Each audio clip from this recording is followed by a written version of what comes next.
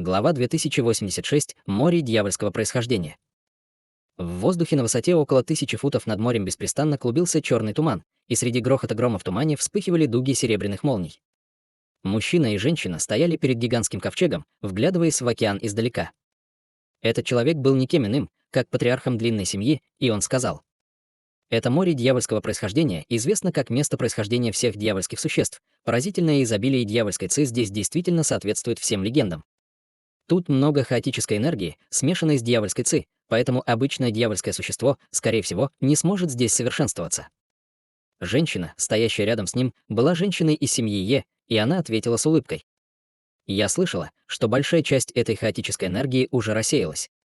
Судя по всему, несколько миллионов лет назад это была запретная зона царства старших дьяволов, и обычные дьявольские существа не имели доступа к этому месту. Возможно, хаотическая энергия здесь полностью рассеется в будущем, и тогда это место станет дьявольским раем». В этот момент Хань Ли и другие уже воссоединились, и они вместе путешествовали в море дьявольского происхождения на этом гигантском ковчеге. Хе-хе, даже если есть что-то особенное в этом море дьявольского происхождения, мы приложили бесчисленные усилия, чтобы добраться сюда, поэтому мы определенно не можем вернуться сейчас. Сказав это, я не ожидал, что молния здесь будет такой мощной, даже полет на малой высоте стал невозможным, ответил патриарх длинной семьи, слегка нахмурив брови. Дело не в том, что летать на малой высоте невозможно, просто это невозможно в течение длительного периода времени. Перед лицом таких концентрированных ударов молний никто не сможет выдерживать их слишком долго, с улыбкой сказала женщина из семьи Е. В любом случае, скорее всего, нам потребуется гораздо больше времени, чем планировалось, чтобы выследить остров, на котором расположен пруд очищения духа. Зацепки, предоставленные нашими коллегами-даосами из духовной расы, очень расплывчаты. Нам придется найти участок моря, который соответствует их описанию, прежде чем мы сможем найти остров.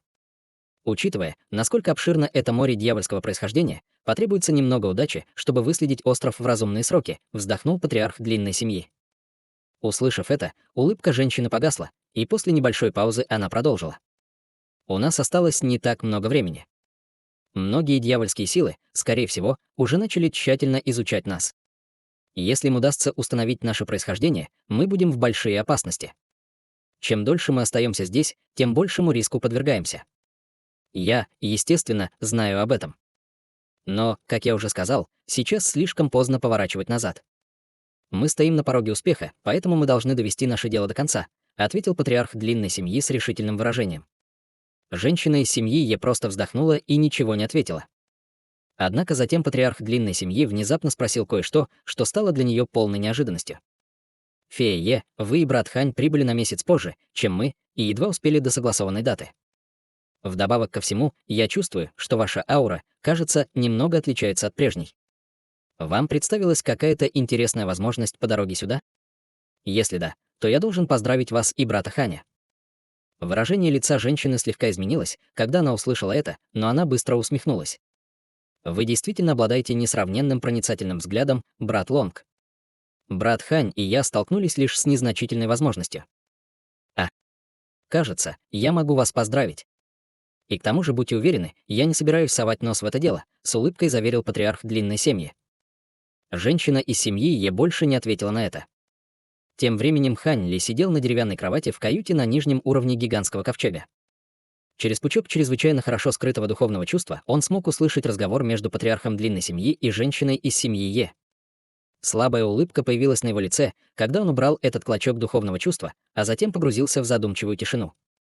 Около года назад он и женщина из семьи Е были перехвачены клоном этого священного предка Линь Юаня после получения истинной крови лазурного Луаня. Последовала ожесточенная битва, и с помощью сокровища, предоставленного женщиной из семьи Е, Хань Ли смог серьезно ранить клона священного предка. После этого клон больше не осмеливался преследовать их и мог только вернуться на хребет железного песка. Таким образом, без дополнительных потерь Хань Ли и женщина из семьи Е смогли легко сбежать. По пути сюда они столкнулись с небольшими неприятностями, но все они были легко устранены. Примерно через полмесяца они, наконец, воссоединились со всеми остальными в назначенном дьявольском порту на берегу моря дьявольского происхождения. К большому удивлению Хань Ли, старейшины расы духов Цзинь с ними не было. Патриарх длинной семьи также был весьма удивлен этим, и духовные существа дали им очень двусмысленное объяснение, заявив, что старейшина Цзинь погиб во время несчастного случая. Что же касается конкретного характера несчастного случая, то духовные существа воздержались от дальнейшего уточнения. Хань Ли и другие, естественно, не могли вмешиваться в этот вопрос, но все они были в замешательстве.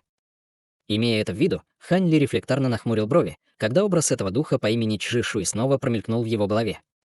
Этот святой дух всегда вызывал у Хань Ли очень тревожное чувство, но тревожно-зловещая аура, исходящая от его тела, внезапно исчезла, заставив его казаться, что он ничем не отличается от других духовных существ. Это довольно озадачило Хань Ли, и он не мог не подозревать, что исчезновение старейшины Цзинь как-то связано с Чжи Шуем. Конечно, не было никаких доказательств, подтверждающих это, но он решил дополнительно следить за этим подозрительным духом.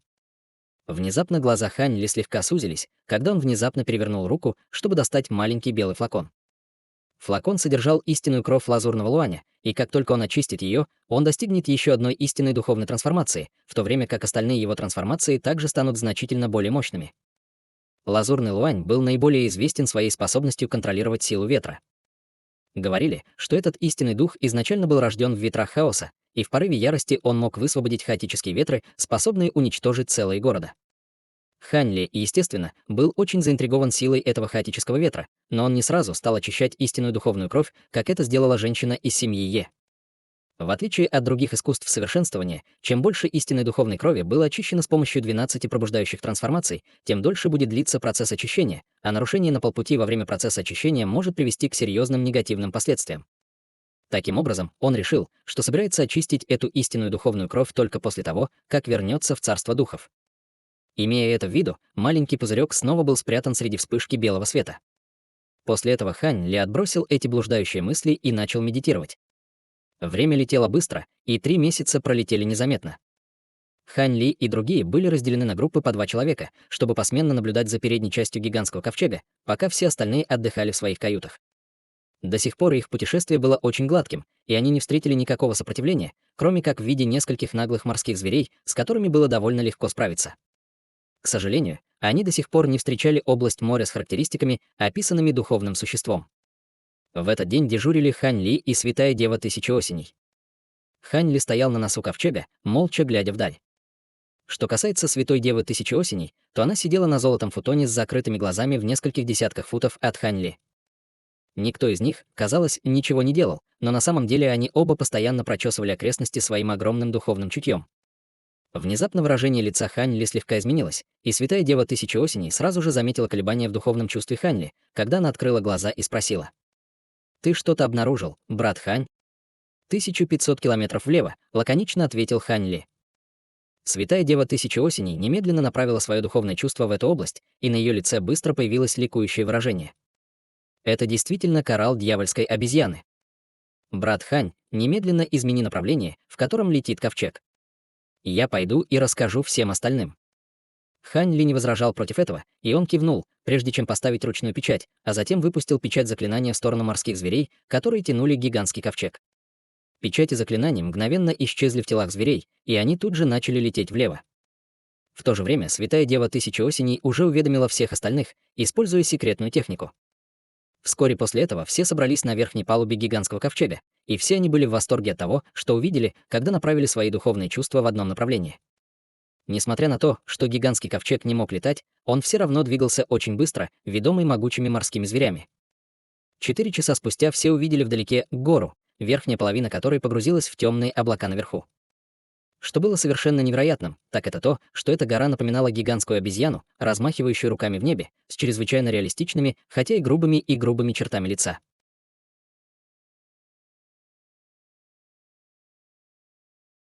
Глава 2087. Молниеносное море.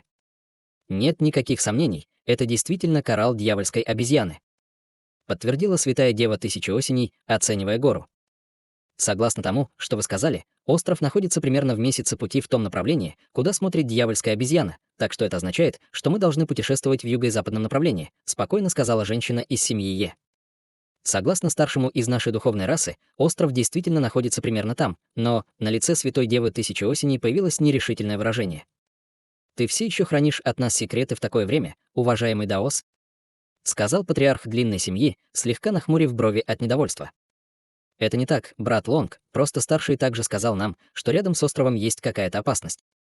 Поэтому он сказал нам проявлять особую осторожность при приближении к нему.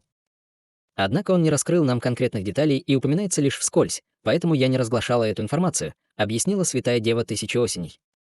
А этот старший из вашей расы был на стадии Великого Вознесения, поэтому, если это что-то, чего опасается даже он, то это должно быть чрезвычайно опасно для нас. Мы должны быть очень осторожны при приближении к острову, сказал Хань Ли с мрачным выражением лица. В самом деле, если у вас есть какие-то козыри в рукаве, то обязательно приготовьте их заранее. Я расставлю на ковчеге несколько формирований, которые увеличат его мощность как минимум более чем вдвое, сказал пожилой ученый, что был среди духовных существ. На лице патриарха длинной семьи также появилось мрачное выражение. У меня есть пара каменных марионеток, оставшихся с древних времен. Их модели атаки немного прямолинейны, но с точки зрения защитного мастерства они сравнимы с существами на стадии интеграции тела. Правда, процесс уточнения должен начаться примерно за полмесяца до использования. Хань Ли на мгновение замолчал, прежде чем вмешаться. У меня есть набор мощных дьявольских флагов, которые можно установить на ковчеге. Дьявольские флаги были получены им после того, как он убил некоего дьявольского лорда, и они были довольно мощными в глазах обычных существ в стадии интеграции тела. У меня есть несколько ледяных водных носорогов, которые обладают мощными защитными способностями и могут излучать огромную ледяную ци. Мы можем использовать их для замены нынешних морских зверей, предложила святая дева Тысячи Осеней. Следуя примеру Хань Ли и других, все остальные также внесли часть своих сокровищ. Все они знали, что эти вещи определенно не были настоящими спасительными козырями, которые у всех были в рукавах, но эти предметы определенно значительно укрепили бы их гигантский ковчег. После этого гигантский ковчег двинулся в юго-западном направлении, и все активно принялись за работу. Хань Ли установил набор дьявольских флагов в нескольких важных точках ковчега, а пожилой ученый вырезал несколько рун и вставлял формирующие пластины на поверхность ковчега. Вскоре после этого весь гигантский ковчег претерпел полную трансформацию, и теперь его влекли 8 мерцающих синих морских зверей, похожих на носорогов, каждый из которых был от 50 до 60 футов в длину. Месяц пролетел в мгновение ока, и в этот день безмятежная черная морская вода вокруг гигантского ковчега вдруг стала чрезвычайно бурной. Огромные волны обрушивались на ковчег со всех сторон, а темные облака в небе опустились на высоту от 500 до 600 футов. Воющие ветры дули сквозь облака, и время от времени серебряные молнии падали вниз, чтобы поразить гигантский ковчег. Однако ковчег был окутан зеленым световым барьером, который с легкостью удерживал молнии. В передней части ковчега стояли Хань Ли и все остальные, и они что-то обсуждали с мрачным выражением лица. Прошел уже месяц, а мы до сих пор не обнаружили остров. Вдобавок ко всему, может ли быть так, что опасности, описанные старейшиной вашей духовной расы, связаны с этими жестокими погодными условиями? Спросил патриарх длинной семьи. Вы, конечно, шутите, брат Лонг. Конечно, опасности не ограничиваются чем-то подобным. Главное, что наше духовное чутье в этом районе моря значительно ограничено, поэтому мы можем обнаружить все только в радиусе около 5 километров. С этим препятствием, отягощающим нас, будет намного труднее найти этот остров, сказала святая дева Тысячи Осеней, нахмурив брови. Хорошо, что брат Хань и брат Бай обладают способностями духовного глаза, которые позволяют им видеть дальше вдаль. В противном случае мы действительно искали бы иголку в стоге сена, вздохнул патриарх длинной семьи. В этот момент Хань Ли смотрел вдаль с одной стороны ковчега, и его глаза сверкали голубым светом. На другой стороне ковчега стоял Бай Ци, и хотя его черты были скрыты слоем белого света, можно было различить луч белого света, который, казалось, исходил от его лба, простираясь в гигантские волны в глубине. Не рассчитывай слишком много на мои духовные глаза ясного взгляда, брат Лонг. В отличие от врожденной способности духовного глаза брата Бая, моя способность не была достигнута путем совершенствования, и использование ее требует огромного количества магической силы, поэтому ее нельзя использовать его слишком часто, сказал Хань Ли с кривой улыбкой. Ты слишком скромен, брат Хань. Даже если твою способность духовного зрения нельзя использовать в течение длительного периода времени, это все равно значительно увеличит наши шансы найти пункт назначения, если ты сможешь помочь уважаемому Дао Субай, со слабой улыбкой сказала святая дева Тысячи Осеней. Хань Ли ничего не ответил на это и продолжал смотреть вдаль. Патриарх длинной семьи и святая дева Тысячи Осеней не обладали способностями духовного зрения, но вместо того, чтобы вернуться в свои каюты, они замерли на месте, молча созерцая некоторые вещи. Время медленно шло, и голубой свет исчез из глаз Хань Ли. Затем он долго отдыхал на месте, прежде чем снова активировать способность своего духовного глаза. Однако в этом случае голубой свет в его глазах вспыхнул всего несколько раз, прежде чем на его лице появилось растерянное выражение, и он сразу же ввел в глаза больше магической силы. Голубой свет в его глазах сразу же стал чрезвычайно ярким, до такой степени, что простой взгляд в его глаза издалека вызывал острую глазную боль. Это, естественно, насторожило патриарха длинной семьи и святую деву Тысячи Осеней, но ни один из них не сказал ничего, что могло бы его потревожить. Вместо этого они обменялись ликующими взглядами, прежде чем продолжить внимательно изучать Ханьли. «Брат Бай, подойди ко мне и посмотри на место примерно в 2500 километрах от нас», — сказал Ханьли. 2500 километров. Вы можете видеть так далеко? Это довольно большое расстояние для моих возможностей, сказал Бай Ци в замешательстве. Затем он повернулся в сторону Ханьли, и луч белого света, испускаемый его лбом, сразу же стал ярче. Через некоторое время белый свет, который он излучал, немного потускнел, и он сказал: «Кажется, что там действительно что-то есть. Но мы слишком далеко, чтобы я мог разглядеть его отчетливо, поэтому я не могу подтвердить, и является ли это островом». «Что именно вы двое видели, уважаемые даосы?» — спросил патриарх длинной семьи. Святая Дева Тысячи Осеней, естественно, тоже была очень заинтересована в ответе. В этом направлении есть черная тень, окутанная молниями, но я не могу четко видеть черную тень из-за помех, что дают эти молнии, объяснил Ханьли. Молнии. Здесь тоже молнии. Какая разница? Спросила Святая Дева Тысячи Осеней, озадаченно нахмурив брови. Вам будет легче увидеть это своими глазами, когда мы доберемся туда, чем не объяснять это, ответил Ханьли со своеобразным выражением лица. Ладно, давайте немедленно двигаться туда, сказал патриарх длинной семьи, немедленно указывая пальцем на 8 ледниковых водных носорогов впереди. Гигантский ковчег слегка вздрогнул, а затем помчался в том направлении, куда смотрел Ханьли. После этого патриарх длинной семьи сообщил об этом всем остальным через голосовую передачу, и все они вышли из своих кают с возбужденными лицами. Менее чем через полдня они, наконец, прибыли в район моря, о котором говорил Ханьли. В воздухе над чернильно-черной поверхностью океана огромное пространство серебряных молний падало вниз подобно водопаду, образуя бесчисленные шары молнии, прежде чем взорваться один за другим, образовав море молний. Грохочущие раскаты грома были оглушительны, и сквозь огромное пространство молний едва можно было различить огромную мутную черную тень. С таким количеством молний, мешающих всем видеть, никто не мог точно увидеть, что это была за черная тень. Однако на таком близком расстоянии Ханьли и Бай Ци, естественно, смогли идентифицировать его с помощью своих духовных глаз. Даже на расстоянии 500 километров они оба смогли подтвердить, что это действительно гигантский остров. Однако весь остров был окружен этим морем молний, так что это было неизбежным препятствием, которое им пришлось бы преодолеть. Значит, настоящая опасность — это молнии. В таком случае это будет довольно неприятно, но мы должны быть в состоянии пробиться сквозь нее, задумчиво сказал патриарх длинной семьи. Брови Святой Девы Тысячи Осеней были нахмурены, но она ничего не сказала. «Боюсь, ты ошибаешься, брат Лонг», — внезапно сказал Ханьли, внимательно вглядываясь в море молний впереди. Услышав это, сердце патриарха длинной семьи сразу же дрогнуло. Он тут же осторожно спросил: «Ты что-то обнаружил, брат Хань?»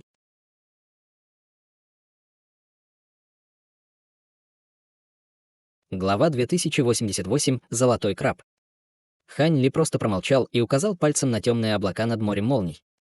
Пока все задавались вопросом, на что он указывает, Бай Ци тоже поднял взгляд вверх и сразу же воскликнул: «Что это за штука?» Все остальные тоже смотрели в темные облака, но никто из них ничего не видел. Прямо в этот момент Хань Ли сделал хватательное движение, и в его руке появился лазурный длинный меч, которым он тут же ударил его в далекое небо. Раздался ясный звенящий звук, и появился лазурный меч размером более 1000 футов, который стремительно метнулся прямо к темным облакам. Хань Ли вложил в атаку огромное количество энергии, и все были ошеломлены тем, насколько страшной она была. Окружающее пространство после проекции лазурного меча искривилось и резко дернулось. Раздался жутковатый звук разрыва, от которого все, стоящие на палубе ковчега, сразу вздрогнули. Затем все увидели, что в темных облаках наверху образовалась огромная трещина. Через этот разлом все остальные смогли мельком увидеть горного золотого зверя, парящего высоко в воздухе. Это был гигантский мерцающий золотой зверь, окутанный бесчисленными ослепительными молниями, вращающимися вокруг его тела. Патриарх длинной семьи смог разглядеть только твердую золотую раковину и ряд острых шипов на ней, но не смог определить, что это за дьявольский зверь.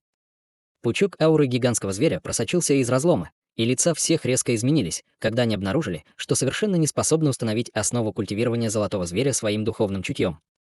Вдобавок ко всему, в этом пучке ауры был намек на давление, которое было чрезвычайно угрожающим даже для культиваторов поздней стадии интеграции тела, таких как патриарх длинной семьи. Термин «истинный дух» мгновенно возник в сознании каждого, когда он ощутил эту устрашающую ауру. Что было еще более странным, так это то, что, несмотря на сильное волнение, которое вызвал Хань Ли, гигантский золотой зверь оставался совершенно неподвижным, как будто он был в глубоком сне. И хорошо, если бы это было так и в действительности. В противном случае всем пассажирам гигантского ковчега пришлось бы только бежать, спасая свои жизни. Несмотря на это, лица всех присутствующих значительно побледнели, и они внимательно изучали гигантского золотого зверя немигающими глазами, готовыми броситься бежать, как только этот монстр сделает любое движение. Напряженная тишина воцарилась под гигантским великаном, и спустя долгое время тишину наконец нарушил Бай Ци. Будьте уверены, уважаемые даосы, зверь не подает никаких признаков жизни, так что это должен быть просто труп, спокойно сообщил свое мнение Бай Ци. Ты уверен, брат Бай? Женщина из семьи Е все еще была очень обеспокоена. Я развил способность обнаруживать признаки жизни во всех живых существах. Тот факт, что это труп зверя, является причиной того, что я не мог ощутить его раньше, ответил Бай Ци, вложив в свои слова максимум уверенности. Приятно слышать. То, что труп обладает такой устрашающей остаточной аурой, в основном подтверждает, что это действительно труп истинного духа, сказала женщина из семьи Е, когда посмотрела на море молний сияющими глазами. Стоимость увиденной туши истинного духа была, естественно, астрономической. Если оставить в стороне все остальное, если бы в туше была какая-то остаточная истинная сущность, то она могла бы принести огромную пользу существам на стадии интеграции тела, подобным им. Вдобавок ко всему, тела истинных духов были самыми ценными материалами для улучшения инструментов и ингредиентами для обработки пилюль. Поэтому неудивительно, что даже крошечная часть такого сокровища могла легко положить начало грандиозной войне. Стоя на палубе ковчега, все смотрели на эту тушу с огромным соблазном. В этот момент гигантская трещина, созданная в облаках проекции меча Хань Ли, медленно закрылась, и гигантский золотой зверь снова скрылся. «Брат Бай, ты смог определить, какому истинному духу принадлежит этот труп?» — спросила святая дева Тысячи Осеней. Среди всех присутствующих Хань Ли и Бай Ци были единственными, кто смог увидеть тушу целиком своими способностями духовного глаза. Бай Ци еще некоторое время смотрел на темные облака, прежде чем неуверенно ответить. Это был гигантский золотой краб с 4 клешнями. Гигантский золотой краб? Существует ли такое истинное духовное существо? Недоверчиво спросила женщина из семьи Е. Я никогда не слышал ни об одном. Ни одно из истинных духовных существ, известных в нашем духовном царстве, не соответствует этому описанию. Но в этом нет ничего удивительного. Истинные духовные существа живут на многих планах, поэтому обязательно должны быть те, кого мы никогда раньше не видели, сказал патриарх длинной семьи. Это правда. Возможно, это настоящее духовное существо, о котором мы не знаем, но если оно уже мертво, то разве это не прекрасная возможность для нас? Взволнованно сказал старейшина Хуэй. Действительно, мы не можем упустить такую прекрасную возможность. Если мы сможем получить такой массивный скелет истинного духа, наше путешествие будет стоить того, даже если мы не сможем найти пруд очищения духа и лотос чистого духа. Все остальные кивнули в знак согласия, услышав это. Когда все были очень взволнованы этой неожиданной возможностью, Хань Ли внезапно спросил. «Как вы думаете, как долго эта туша находится здесь?» Нет никакого способа точно определить это. Но, конечно же, он, должно быть, находится здесь уже очень давно, ответила святая дева Тысячи Осеней, слегка нахмурив брови. Для нас было очень трудно добраться до этого места. Но это не распространяется на высокоуровневых дьявольских существ. Это же их мир. Если бы тушу было так легко взять, как вы думаете, высокоранговые дьявольские существа оставили бы ее здесь? Не думаю, что такое богатство тут оставлено для таких, как мы, спокойно сказал Хань Ли. Услышав это, на лицах всех появились задумчивые взгляды. Значит, вы говорите, что дьявольские существа оставили эту тушу здесь, поскольку они знают, что получить ее не так просто, как кажется, сказал патриарх длинной семьи. Ну, это только одна из причин, многозначительно усмехнулся Хань Ли. А ты обнаружил что-то еще, брат Хань? Удивленно спросила святая дева Тысячи Осеней. Если я не ошибаюсь, это не какая-то туша истинного духа. Это марионетка из дьявольского кристалла, вздохнул Хань Ли с кривой улыбкой. Все были ошеломлены, услышав это. Старейшина Хуэй тут же недоверчиво покачал головой и сказал. Это невозможно. Как могла существовать такая страшная марионетка? И что такое марионетка из дьявольского кристалла? Патриарх длинной семьи и святая дева Тысячи Осеней тоже обменялись недоуменными взглядами. Напротив, Бай Ци слегка запнулся, услышав это, прежде чем снова поспешно бросить взгляд на море молний вверху. Марионетки из дьявольского кристалла — это тип марионеток, уникальный для царства старших дьяволов. «Я получил технику улучшения этих марионеток еще в городе ночных иллюзий», — сказал Ханли, проводя рукавом по воздуху, чтобы выпустить шар зеленого света, который оказался гигантским зеленым волком. Это было не что иное, как марионетка из дьявольского кристалла низкого качества, которую Ханли усовершенствовал некоторое время назад. Все немедленно начали внимательно осматривать гигантскую марионетку волка, и через некоторое время на лице Байцы появилась кривая улыбка, когда он сказал: «Я думаю, уважаемый Даос Хань прав. Узоры на теле этого гигантского золотого краба очень похожи на те, что вырезаны на этой марионетке из дьявольского кристалла. Кажется, я был слишком неосторожен и сделал поспешный вывод. Но если это марионетка, почему ее оставили здесь? Уже по одной ее ауре совершенно ясно, что она чрезвычайно устрашающая. Может ли быть так, что это действительно марионетка уровня истинного духа?» Все разразились болтовней, но именно в этот момент Байци открыл рот, чтобы вытолкнуть темно-синее медное зеркало. Зеркало повернулось на месте, прежде чем зависнуть примерно в 10 футах перед ним. Затем луч белого света вырвался из его лба и бесшумно исчез в зеркале. В следующее мгновение поверхность зеркала расплылась, после чего появилось чрезвычайно четкое изображение. Изображение показывало никого иного, как гигантского золотого краба, спрятанного в темных облаках. Выражение лица патриарха длинной семьи слегка изменилось, когда он увидел это. Является ли это известной техникой обращения духовного света вашей расы духов? Я слышал, что эта техника может отображать то, что пользователь недавно видел и слышал с идеальной точностью. Действительно. Взгляните сами и посмотрите, есть ли у этого гигантского зверя какое-либо сходство с марионеткой из дьявольского кристалла брата Ханя, сказал Байци, указывая пальцем на медное зеркало. Все немедленно собрались вокруг, чтобы осмотреть гигантского краба в зеркале.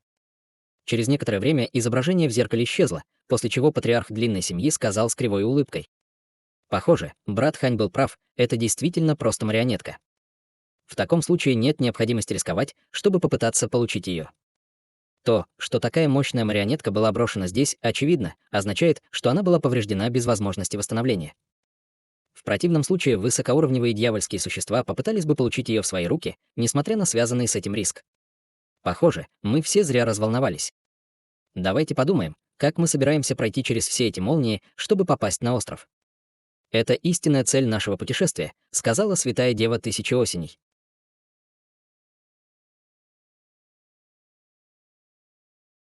Глава 2089. Три патриарха. Яростная сила молнии здесь явно имеет какое-то отношение к этой массивной марионетке из дьявольского кристалла. Я обеспокоен тем, что мы можем активировать какое-то ограничение в марионетке, если попытаемся пройти через это море молнии.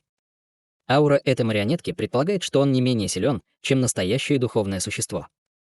Если бы ограничения, установленные для него, сохранили хотя бы небольшую часть своей силы, мы подверглись бы большому риску, сказал Ханли. Похоже, опасности, о которых говорил старший из духовной расы, не что иное, как это море молний и эта марионетка.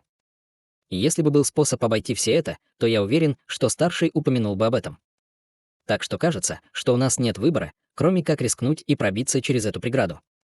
С нашими объединенными силами мы должны быть в состоянии пробиться через это, но нам, скорее всего, придется затратить много энергии, чтобы сделать это, мрачно сказал патриарх длинной семьи. Мы уже прошли столь долгий путь, мы не можем отступить сейчас. Все сделайте некоторые приготовления, давайте справимся с этим вместе, сказала святая дева Тысячи Осеней с решительным взглядом в глазах. Таким образом, все немедленно приступили к действиям на гигантском ковчеге, активируя формации или высвобождая сокровища. Вскоре над гигантским ковчегом появилось несколько слоев световых барьеров разных цветов, и около дюжины проекций сокровищ вылетели из световых барьеров, а затем резко увеличились в размерах, чтобы окутать весь ковчег. Вскоре после этого из передней и задней части ковчега вырвался шар пронзительного лазурного света, и появились два лазурных каменных гиганта. Каждая из двух марионеток была около 100 футов в высоту, с желтыми рунами по всему телу, и у них не было никаких черт лица, кроме пары огромных глубоко посаженных глаз. Эти марионетки выглядели слегка поврежденными, но от них исходила первозданная аура, поражавшая чувством угнетения и удушья. Это были никто иные, как древние марионетки патриарха длинной семьи. Эти две марионетки действительно кажутся не менее могущественными, чем среднестатистическое существо на стадии интеграции тела. Тебя не беспокоит, что они будут повреждены посреди этого моря молний? Спросила женщина из семьи Е, оценивая пару каменных гигантов. Эти две марионетки действительно очень сильны. Но они были повреждены еще когда я впервые получил их. Поэтому они смогут выдержать самое большее еще одну битву, прежде чем полностью сломаются. Вдобавок ко всему их использование довольно затратно. Перед каждым использованием приходится очищать их, чтобы они не были такими практичными и ценными. Возможно, ты себе этого не представляешь, фея Е, но это занимает около половины месяца, ответил патриарх длинной семьи несколько несчастным тоном. Женщина из семьи Е была не в восторге, услышав это. Я понимаю. Очень жаль. Тем временем Хань Ли активировал дьявольские флаги, которые он установил на ковчеге, и взрыв черной ци вырвался из флагов в безумии, образуя ряд толстых черных цепей, которые переплетались, образуя гигантскую сеть, что раскинулась над всем ковчегом. В передней части ковчега Святая Дева Тысячи Осени поднимала серебряный нефритовый значок высоко в воздух, напевая что-то 8 ледниковым водным носорогам. Внезапно из нефритового значка вырвались 8 шаров серебряного света, прежде чем мгновенно исчезнуть в телах дьявольских тварей. Морская вода перед гигантским ковчегом яростно бурлила, и над телами 8 носорогов появились комплекты мерцающих золотых доспехов. Доспехи идеально подошли, как будто они были естественным экзоскелетом для носорогов. Как только ледниковые водяные носороги надели эти доспехи, они издали восторженный рев, а их ауры также стали значительно мощнее. Звериная броня. Старейшина Хуэй в изумлении воскликнул, увидев это. Как следует из названия, звериная броня была доспехом, улучшенным для духовных зверей. В отличие от человеческих доспехов, звериные доспехи не только обладали мощными защитными свойствами, но и могли на короткое время значительно усилить силу духовного зверя. Однако этот тип звериной брони мог быть улучшен только для определенных типов особых духовных зверей, и только духовные существа были знакомы с методами улучшения, поэтому они были довольно редким зрелищем. Это был первый раз, когда старейшина Хуэй увидел этот тип доспехов, и, естественно, он был очень заинтригован, увидев, насколько они усиливали ауры этих ледяных водных носорогов. Тем временем патриарх длинной семьи призвал маленький красный зонт и бросил его вперед, а затем наложил на него цепочку заклинательных печатей. Затем зонт превратился в шар красного света, который издавал тошнотворный запах, прежде чем подняться в воздух. Вскоре после этого все приготовления были завершены, и Святая Дева Тысячи Осеней пришпорила ледяных водных носорогов, чтобы буксировать гигантский ковчег к морю молний, подобно мчащейся стреле. Хань Ли стоял с одной стороны ковчега, со спокойным выражением лица вглядываясь в море молний. Святая Дева Тысячи Осеней стояла на носу ковчега. Чжи Шуй находился прямо рядом с ней, и за мгновение до того, как гигантский зверь вошел в море молний, на одной из его ладоней, поднятой вверх, внезапно появилась неизвестная золотая руна. В то же время одна из массивных нижних конечностей золотого краба в темных облаках слегка задрожала, и на ее поверхности появилась идентичная золотая руна, прежде чем исчезнуть во вспышке. Конечно, все остальные совершенно не обращали на это внимания. На острове посреди моря молний у зеленого пруда сидела женщина в белом платье.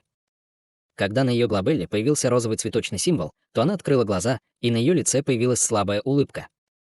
Позади нее стоял дородный мужчина в черной броне, и он не мог не быть на мгновение очарован ее великолепной улыбкой. К тому времени, как он пришел в себя, женщина уже исчезла. «Хе-хе, похоже, этот парень наконец-то здесь», пробормотал себе под нос человек в черной броне, быстро зашагав в определенном направлении со свирепым взглядом в глазах. На гигантском острове, который постоянно был окутан черной ци, в бесчисленных километрах от моря дьявольского происхождения, перед небольшим полем на вершине массивной горы стоял молодой человек в черной мантии. В настоящее время чрезвычайно сосредоточенным взглядом он оценивал полупрозрачное красновато-фиолетовое спиртовое лекарство. Поле было размером всего в несколько десятков футов. Молодой человек стоял окруженный короткой стеной, построенной из пурпурно-золотистых кристаллов. Почва в поле состояла из мелких полупрозрачных зерен, источавших сильный аромат. На нескольких соседних полях было посажено несколько неизвестных духовных лекарств, а рядом с этими полями были посажены несколько странных растений, каждое около 10 футов в высоту. Каждое из этих странных растений было прямым, как меч, и на верхушках этих растений росли тонкие и длинные острые малиновые плоды. Это было не что иное, как кровавый рис, который Хань Ли когда-то видел раньше. Однако тот, что он видел, был всего около полуфута в длину и намного уступал по размеру, аромату и гибкости по сравнению с этими. Кровавый рис был чрезвычайно ценен в глазах обычных дьявольских существ, и все же они были случайно посажены вокруг этого места, как обычные духовные лекарства. На всех других полях было посажено более десятка типов спиртовых лекарств. Но на этом маленьком поле, где находился молодой человек в черной мантии, было только одно красновато-фиолетовое спиртовое лекарство. Это духовное лекарство было всего около 5-6 футов в высоту, и на нем не было ни цветов, ни плодов. На стебле росло всего несколько тонких листочков, и оно ничем не выделялось. Однако молодой человек в черной мантии оценивал это духовное лекарство немигающим взглядом, как будто он был полностью им очарован. Внезапно из его запястья вырвался шар черного света, после чего на его коже появилась черная руна. Однако юноша полностью проигнорировал это и продолжал внимательно изучать перед собой духовное лекарство. Через долгое время над поверхностью духовного лекарства внезапно появился слой золотого света, и его листья приобрели серебряный цвет с такой скоростью, что это было заметно невооруженным глазом. Увидев это, в глазах молодого человека промелькнул намек на восторг. Но в следующее мгновение духовное лекарство резко содрогнулось, затем мгновенно увяло, прежде чем распасться на взрыв серой ци. Как же так? Я снова потерпел неудачу. Где я ошибаюсь? Разве я недостаточно долго лелею это растение? Лицо молодого человека в черной мантии исказилось от ярости, когда он резко поднялся на ноги, затем взмахнул рукой, посылая в поле перед собой шар чернильно-черного света. Раздался оглушительный грохот, и вся гора сильно содрогнулась, когда поле было полностью уничтожено шаром света, создав огромную черную дыру в земле. Край дыры был чрезвычайно ровным, дна нигде не было видно. Спустя долгое время он, наконец, взял себя в руки и только тогда взглянул на черную руну, появившуюся на его запястье. Кто-то снова желает проникнуть на остров Горького Духа. Скорее всего, это те глупые существа из царства духов. Они будут для меня хорошей боксерской грушей, холодно усмехнулся молодой человек, прежде чем взмахнуть рукавом и вызвать вспышку черного света, которая превратилась в трехголового черного змея высотой более 1000 футов. Молодой человек запрыгнул на трехголового змея и проинструктировал его холодным голосом. «Отправляйся на остров Горького Духа». Трехголовый змей издал низкий рев, и черные тучи внезапно появились под его 4 ногами, когда он поднялся в воздух, прежде чем унести юношу к морю молний.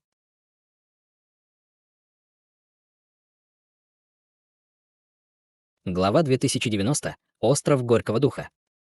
В подземном дворце под бескрайним горным хребтом в царстве старших дьяволов находился прозрачный хрустальный гроб, внутри которого лежал мужчина средних лет в золотых одеждах.